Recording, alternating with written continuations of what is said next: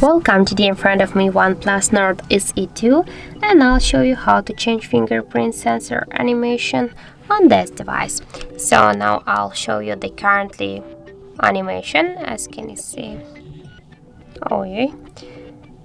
we got this one, the green one, and now I'll show you how to change the the fingerprint animation here on our device.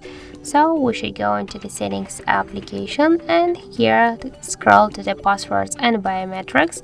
Now just tap here to the fingerprint and draw your pattern or pin code here. Here we'll see the fingerprint animation section. Now we got selected this one, and we can select one from all of these available. For example, I'll go with this one.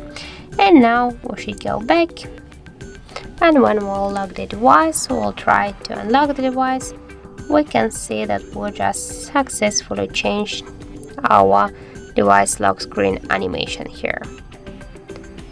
So that's it. That's how it looks. Thank you for watching, and if you find this video helpful, don't forget to leave a like, comment, and to subscribe our channel.